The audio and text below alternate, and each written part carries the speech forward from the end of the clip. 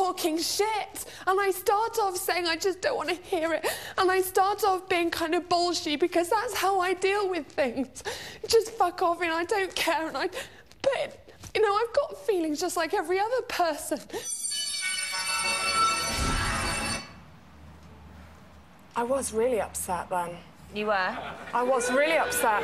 And I went to the toilet and I was sitting there sobbing. So if that's accurate, then I'm not aware of that either, because I you know, can genuinely say I don't know, how it looks to anybody else, but I remember that evening and I was incredibly upset. I mean, I did remember later on in the evening when you went into the diary room, and I did see a tear, but I hadn't seen a tear for all of the lead up to it, which I mean, I did think was slightly odd to cry without water, but then I do think later on in the evening, I'm sticking up for you here. I know that doesn't sound like it, but I am. Yeah. So there's one more example we were looking at of childlike behaviour, and that was in the nomination thing with David. Could you just explain that? I mean, I felt quite sad and sorry for you in that situation, because David came over and said, did you nominate for me? And you just went, God. Boom. Oh, God, and that was awful. What you did there was show your vulnerability, because you didn't want to hurt his feelings, and at the same time you were actually showing the rest of the world that you were lying, but it was done without consequential thinking, so it was just avoiding hurting him. And children do that. They just do an automatic reaction to prevent pain, for example. And also, a 5-year-old. But wouldn't we do that? Wouldn't, if somebody asked you off the cuff and you're not thinking and you don't want to hurt their feelings, you'd suddenly go, no, and then afterwards you think, oh, I shouldn't have done that. That was also, and I will say, that was a cowardly thing to do, and I felt cowardly for doing it immediately. It wasn't just, I don't want to upset him. I thought, oh, shit. Because I really did. Earlier that morning, he hadn't looked me in the eye. It'd been really sort of strange conversations, and I just, you know, I thought that... No, earlier that morning, I think he was fine. I think it was just...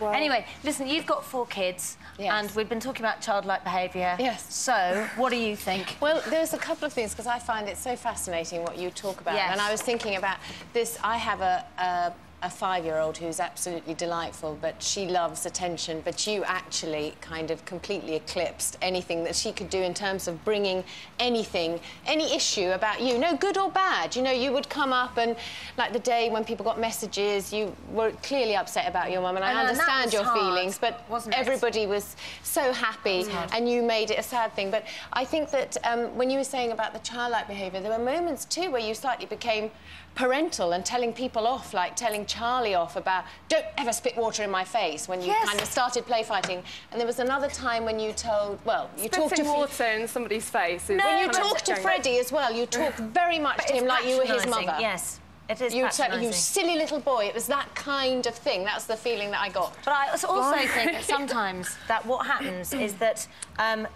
you have a go at somebody, then they get upset, and then you have a go at them getting upset to try and make you look bad. Yeah. You kind of twist it back round without really accepting responsibility for the fact that you'd made them upset. I mean, really, Freddie, all Freddie needed was a, look, I'm really sorry, Freddie, and I know you really like me, and I'm sorry. But actually, you had to turn it round like, he's trying to make me look bad. Can you see... Can you see that? Yeah, well, although that's definitely not intentional at all. No, I don't think it is intentional. But maybe that would be really kind of... Because, I mean, sometimes we're not aware of how we come across, and that might be really useful to look back. I've deliberately not looked back at my stay. You were quick. You won. You've got nothing to worry about. Listen, did you fancy Siavash on a lighter note? Yes, absolutely, yeah. Did you? He's a very, very fanciful guy. Why didn't you bloody do anything about it? Oh, because it's... You know how you like somebody enough in the bar. He is a really cool guy, very cool guy, and I'm attracted to loads of guys. And he is, you know, just uber cool, really, really funky, lovely bloke.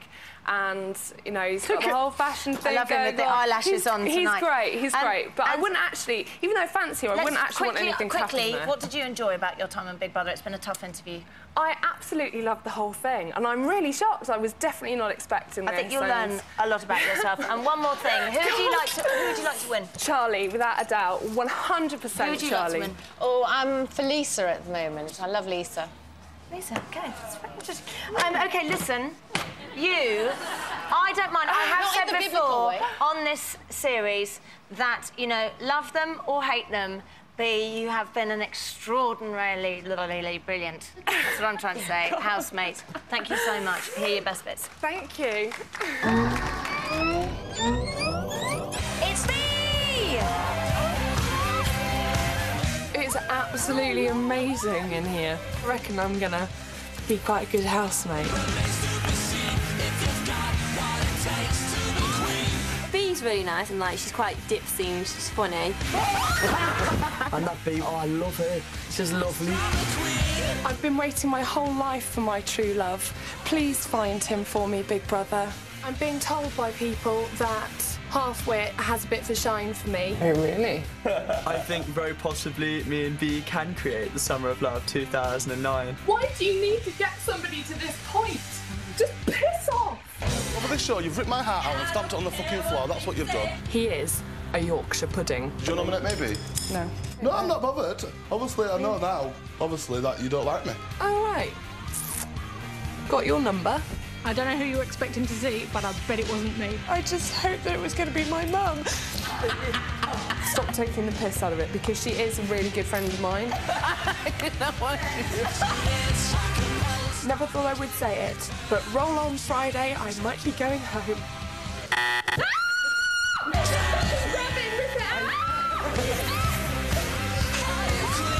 I'm not bloody bonkers.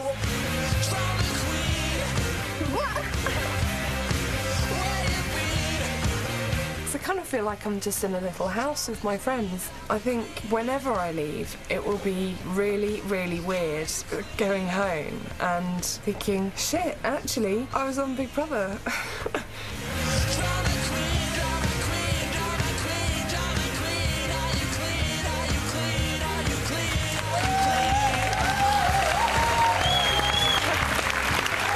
Ladies and gentlemen, B.